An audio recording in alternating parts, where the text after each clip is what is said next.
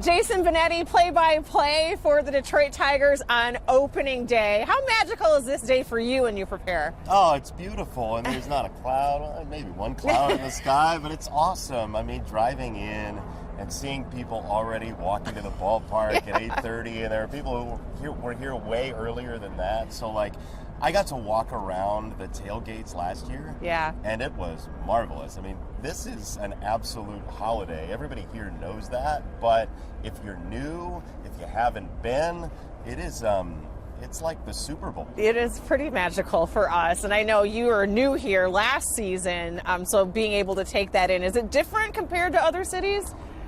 Yeah.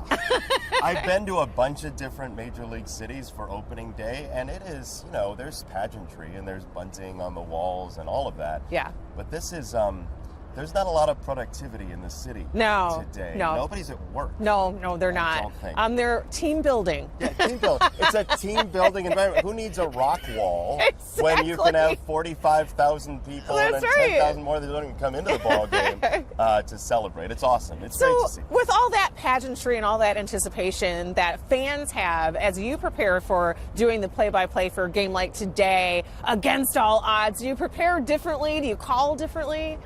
You know what? I'm going to sound like a manager, and you're not going to like that. We take it one game at a time. You know, we want to get everybody on the same page. No, we've already had 6 games on the road that we've seen, and so it's different here in the ballpark, and we're going to absolutely see that with our cameras, and it's going to be a show just because of everybody in the stands. But it's also like, this is where the Tigers want to be every day. We saw it in the playoffs. I mean, I wasn't doing the game, but I was here for that first playoff game in a while against Cleveland. It was rambunctious. Yeah. And so there's a celebration of that.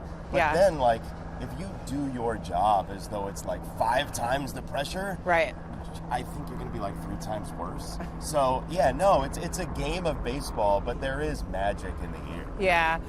How do you top last year? I mean, let's talk about the players on this field and what we can anticipate, because the expectations are high after making it to the playoffs last year. And rightfully so. Yeah. I mean, 31-11 to get to the postseason after you've traded away guys who were, you know, ostensibly a star in Jack Flaherty, who now came back and is America's boomerang.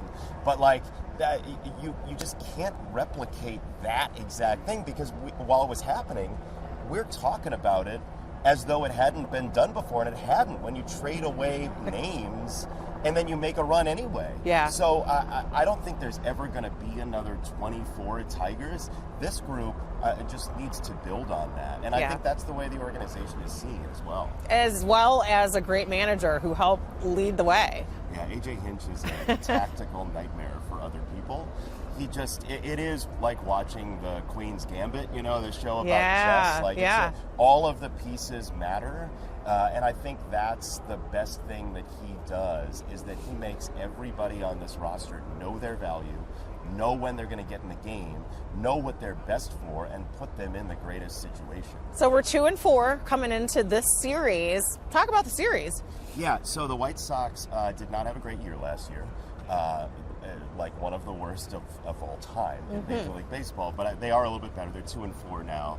But the Tigers got swept by the Dodgers, and I still was heartened by what I saw. There were 2 games the Tigers very easily could have won in that series, and the Dodgers might win something like 120 games this year. They are very much a super team. It's like comic book superheroes in blue. And so I think, what the Tigers did on the road to play them close and then win 2 of 3 in Seattle makes me feel really good about how they came optimistic. Yeah, I thought they played well against the Dodgers as well. And what a test for the team to start out with the world champions. See where you are. They're no longer on the schedule. I'll tell you that much until you get to the postseason. So that's great. How about just within our own league, division? Who are other teams to watch for?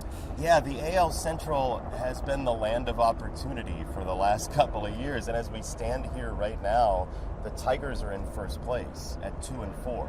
Everybody else is 2-4 with the exception of Minnesota, who broke that 5-way tie by losing yesterday to Houston. So you come in at 2-4, you've already played the Dodgers, you're still tied for first place. It's not a great division, and I think the Tigers are a very good team anyway, but I think they'll be the beneficiaries of that. I like that. Yeah. We're in the land of opportunity. It is, yeah, it is. Put it on a license plate. Thank you. Yeah.